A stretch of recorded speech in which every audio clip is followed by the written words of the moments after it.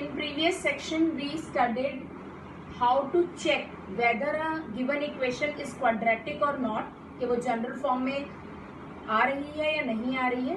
अब इस सेक्शन में हम क्या सीखेंगे, how to solve a quadratic equation. अगर कोई क्वाड्रेटिक इक्वेशन आ जाती है तो आप उसे सॉल्व कैसे करेंगे. Solve means we need to find out zeros, roots. Again connected with the chapter 2. हमने चैप्टर 2 में क्वाड्रेटिक पॉलिनोमियल में भी जीरोज निकाले थे, तभी तो सम ऑफ जीरोज और प्रोडक्ट ऑफ जीरोज निकाले थे. सेम वही तरीका है, हमें जीरोज निकालने हैं. जीरोज बोलूं, रूट्स बोलूं, सॉल्यूशन बोलूं, तीनों का मतलब एक ही है. और क्योंकि क्वाड्रेटिक इक्वेशन है, एट द मोस्ट आपके पास 2 जीरोज आ सकते हैं, तो आपके पास 2 ही आंसर्स आएंगे. I will start this topic with an example. 6x² minus x minus 2 equal to 0. Suppose मुझे ये इक्वेशन सॉल्व करनी है. 6x² minus x minus 2 equal to 0. First of all जो हमें ऑलरेडी मालूम है हम उसी का इस्तेमाल करते हैं. हमें सब बच्चों को मिडिल टर्म स्प्लिटिंग या फैक्टराइजेशन मेथड आता है, so we will follow that. Coefficient x² का है 6 एंड कांस्टेंट टर्म है -2. 6 इंटू -2 इज -12. अब आपको मुझे 6 इंटू -2 इज इक्वल टू -12. -12 के ऐसे फैक्टर सोचने हैं so that I can get -1 here. जो x का कोफिशिएंट होता है आपको वो लेकर आना है. तो -12 के ऐसे कौन से 2 फैक्टर हैं. yes I am getting answer 3 and 4, but again sign का बहुत ध्यान रखना है. 6x² क्योंकि नेगेटिव साइन है तो I will take -4x plus 3x, क्योंकि तभी वो आपको -1 देगा. ये -4x plus 3. Very good Ambika, Ekansh, very good. They are giving me correct answer. 6x² minus 4x plus 3x minus 2 equal to 0. अब देखिए ये चैप्टर करने से आपका चैप्टर 2 ऑटोमेटिकली रिवाइज होता चला जाएगा. Now we'll take common. 6x² minus 4x, take x common, take 2 common. 2 3s are 6, 2 2s are 4. Now 3 and 2, highest common factor is 1 only. 1 bracket 3x minus 2 equal to 0. So I've got 2x plus 1, 3x minus 2 equal to 0. 2 big brackets का. Very good अनमोल. अनमोल ने पहले ही मुझे answer भेज दिया लिख के. 3x minus 2 bracket 2x plus 1 equal to 0. जिन्होंने chapter 2 अच्छे से किया उन्हें ये वाला मेथड बहुत इजी लगेगा कि आ गया, इतना सिंपल था. Now 2x plus 1 equal to 0 और दिस इज इक्वल टू 0 क्योंकि प्रोडक्ट इक्वल टू 0 है. So write down 2x plus 1 equal to 0 और 3x minus 2 equal to 0. And you can get answer from here very easily. What answer you can get? X is equal to -half. Let me write here. X is equal to -half and X is equal to 2/3. So these are the 2 roots of this quadratic equation.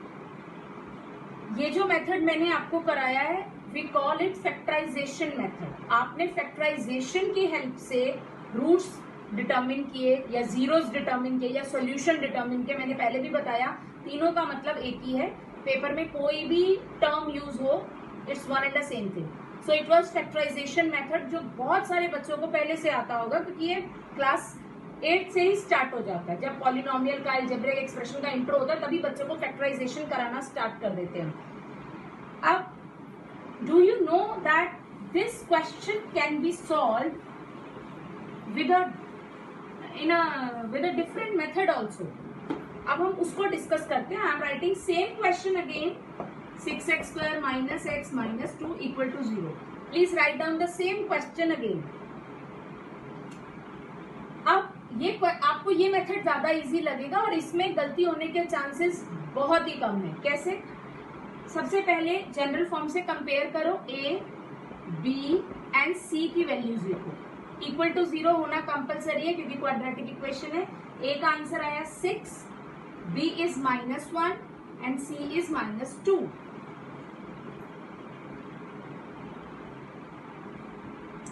A 6, B -1, C -2। अब एक new चीज मैं आपसे calculate करवा रही हूं which is known as capital D. Capital D जिसकी full form है डिस्क्रिमिनेंट। Discriminant DISCRIMINANT discriminant. हम डिस्क्रिमिनेंट निकालते हैं, क्या फॉर्मूला यूज करते हैं इसके लिए? B² - 4AC। Come on, put the value and get the answer of D. B² means -1² -4AC, 6 -2. Calculate its answer. Yes, I'm getting Priyanka has said 49. So my answer is also 49. ये D का answer आया है। एक बार review कर ले फटाफट से। अभी हमने एक मेथड सीखा फैक्टराइजेशन, दूसरा मेथड अभी इसका नाम आपको लास्ट में बताऊंगी। क्या किया मैंने? क्वेश्चन दोबारा लिखा, ए बी सी डिटरमिन करे और कैपिटल डी कैलकुलेट करा। कैपिटल डी के लिए फॉर्मूला इज B² - 4AC। अब मेरी बात ध्यान से सुनिए। If you are getting D more than 0, please write down here more than 0, क्योंकि डी का आंसर तो कुछ भी आ सकता है ना बेटा। 0 भी आ सकता है, नेगेटिव भी आ सकता है, मोर देन 0 भी आ सकता है। तो आज हम सिर्फ एक ही केस डिस्कस कर रहे हैं जिसमें डी का आंसर मोर देन 0 आ रहा है। मोर देन 0 का मतलब है जो आपको इससे आंसर्स मिलने वाले हैं वो डिस्टिंक्ट होंगे और रियल होंगे। वो अगेन वो नेचर की बात है, दैट आई डिस्कस लेटर। अभी सिर्फ इतना आप देखें कि जो आपने डी कैलकुलेट किया क्या उसका आंसर मोर देन 0 आ रहा है। If the answer is more than 0, there is a small way that how can you calculate roots. अब वेरिएबल इन्वॉल्व इसमें x है, so write down x. अगर मेरा वेरिएबल y होता तो मैं y लिखती, z होता z लिखती, s होता s। जो भी वेरिएबल इन्वॉल्व होगा वो लिखेंगे। x is equal to -b plus minus, देखिए दोनों साइन लगाए हैं मैंने क्योंकि दो रूट्स मिलने वाले हैं मुझे, √d/2a। Please write down this formula. पहले लिखिए देन आई एक्सप्लेन ये क्या है। क्वाड्रेटिक इक्वेशन थी, ABC लिखे, D कैलकुलेट करा, D के बाद x लिखा। ये x ये वेरिएबल ही लिखा है मैंने। अगर ये क्वेश्चन y में है तो y लिखेंगे, z में है तो z लिखेंगे। तो x का आंसर हो गया -b plus minus √d/2a। Put the value, get the answer.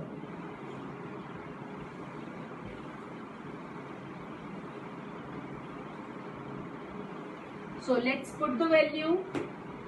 X is equal to -b. पहले तो ये माइनस है, ये एज इट इज रहेगा। -1 लिखा, use bracket, plus minus √49 because d का answer I am getting 49। 2a, a is 6, 2 into 6. Let's solve it. Minus minus हो गया plus 1 plus minus, what is under root 49? It's 7 and 2 6 are 12.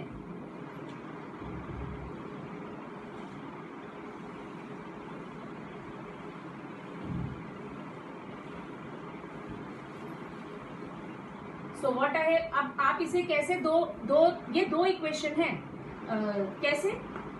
x is equal to 1 + 7/12 comma x is equal to 1 - 7/12, क्योंकि यहाँ plus minus में दोनों sign लेकर चल रही थी। तो आंसर आ गया 8/12 कॉमा आंसर आ गया -6/12। You can leave it here also and you can further solve it to get the answer 2/3 and -½ अगर आपको याद हो तो हमने फैक्टराइजेशन से भी सेम आंसर गेट किया था। Is it clear to everyone? So today's topic is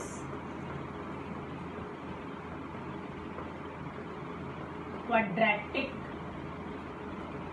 equations.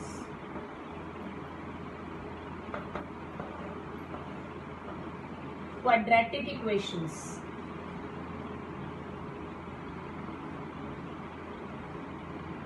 In chapter 2 we have studied quadratic polynomials. Quadratic polynomial क्या था, एक बार रिव्यू कर लेते हैं. Quadratic polynomial,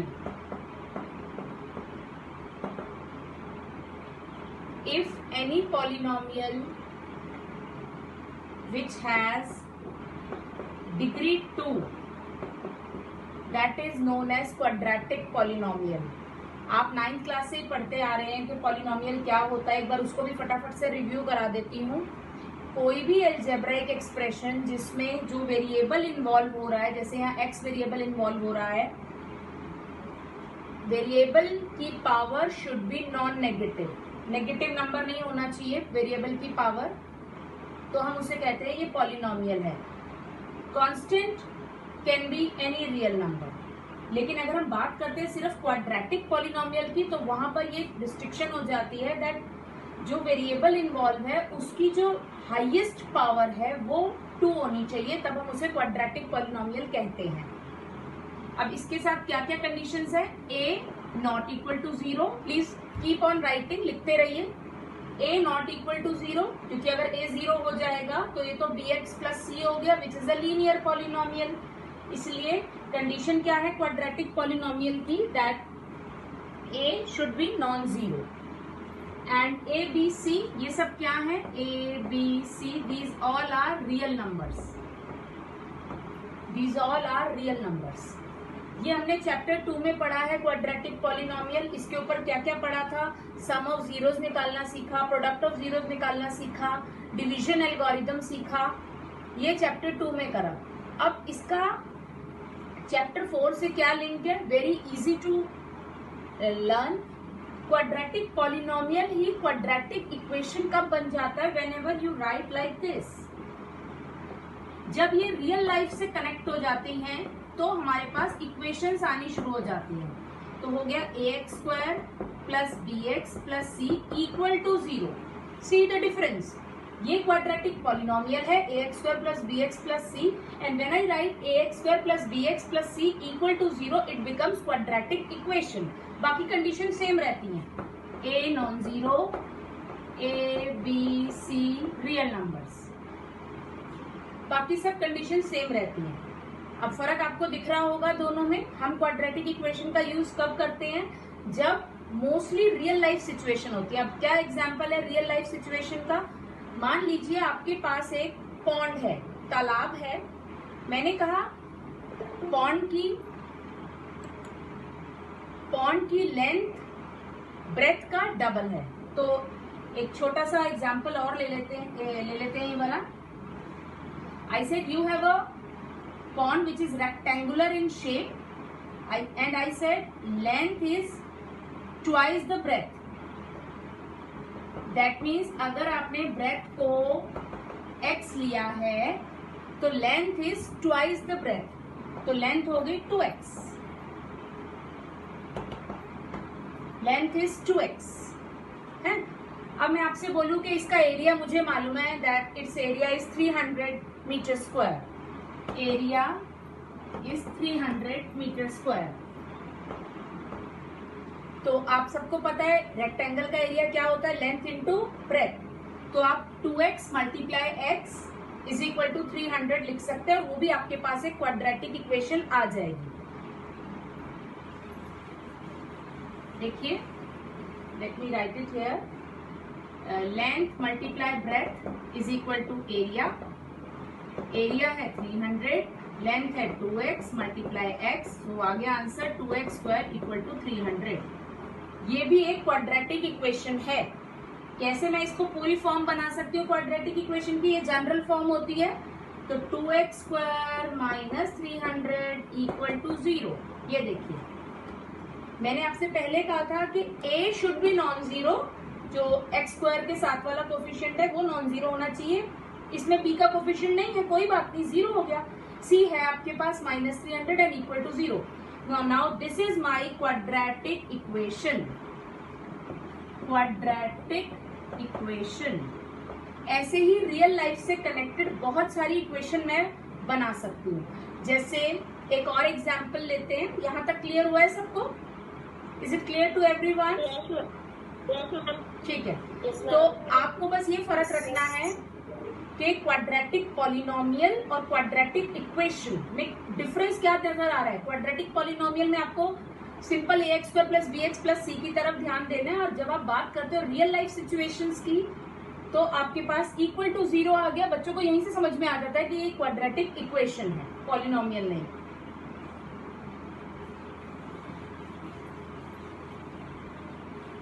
अब सपोज मैंने आपसे कहा कि think of any 2 consecutive numbers. Consecutive means line wise, कि आप कोई भी 2 नंबर सोचिए। तो let me take one number as y and other number as y + 1। Consecutive number हो गए। मान लीजिए किसी बच्चे ने ये 100 सोचा है तो ये हो गया 101, किसी बच्चे ने ये 80 सोचा है तो ये हो गया 81। तो आप 2 नंबर सोचिए consecutive integers, these are 2 consecutive integers. मैंने कहा इनका प्रोडक्ट इज 360, कुछ भी हो सकता है product. I took 360, so product is 360। y into y + 1 is equal to 360। अब आप इसे थोड़ा सा सॉल्व करिए और मुझे बताइए कि आपकी क्वाड्रेटिक इक्वेशन क्या आएगी। If I multiply y with y, y² + y equal to 360, so I've got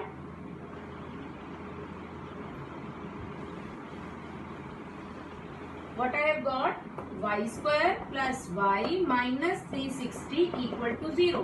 Now this is my quadratic equation, y² + y minus 360 equal to 0.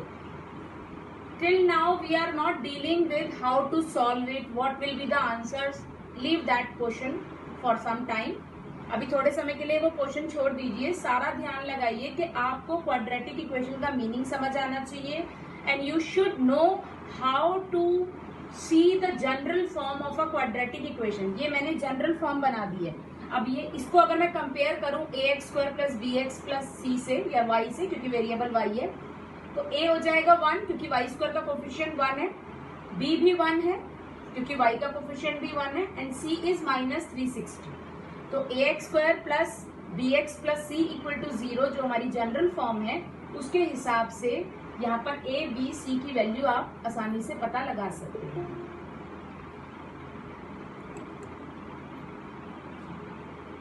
Is it clear? Yes ma'am.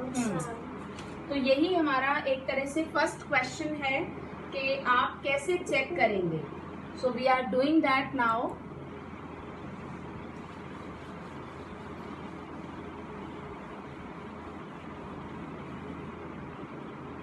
Please write down a question.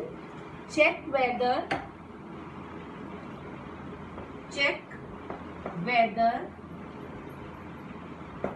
I'm giving you a question and you have to solve it to check whether it is a quadratic equation or not. X + 2 whole square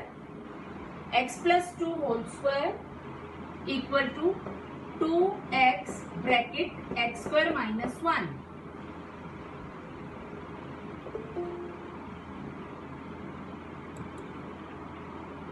x + 2 whole square is equal to 2x bracket x² - 1 is a quadratic equation or not. Full stop.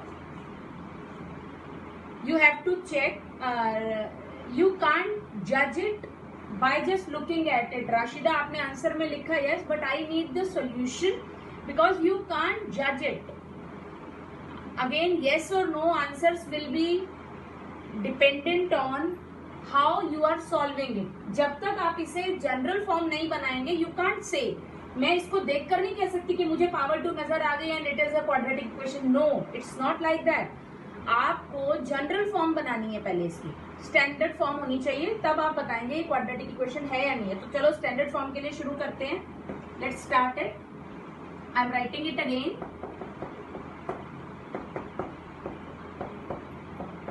Please note down the question fast.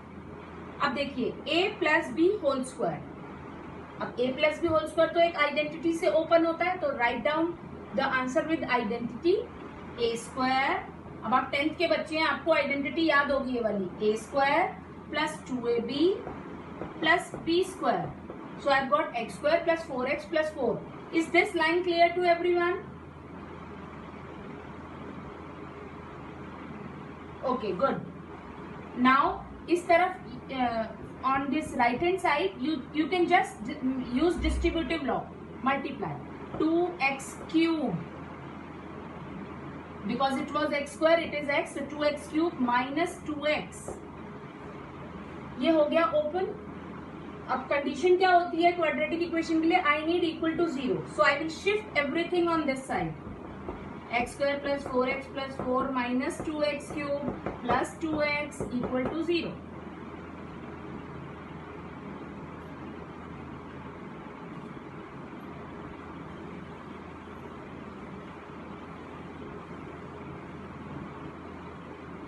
Okay, equal to 0. So what I have got now, there is one term which has power 3 in it, so I will write that first. Minus 2x cube, then we have x square का term, we will write plus x square. अब 4x and plus 2x, this become plus 6x and plus 4 equal to 0. It can not be solve further. यहीं तक ये solve होगा, इसके आगे solve नहीं होगा. It is minus 2x cube plus x square plus 6x plus 4 equal to 0. अब ये तो वो फॉर्म नहीं है जो स्टार्टिंग में मैंने बताई थी, that ax square plus bx plus c equal to 0 होना चाहिए. ax स्क्वायर यानी x स्क्वायर वाली टर्म होनी चाहिए. यहाँ तो highest power of the variable is power 3, so it is a cubic equation. This is not quadratic equation. This is not quadratic equation. So you will write this is not quadratic equation because general form नहीं है. ax square plus bx plus c वाली form नहीं है, इसलिए ये quadratic equation नहीं है. So we have first thing with us,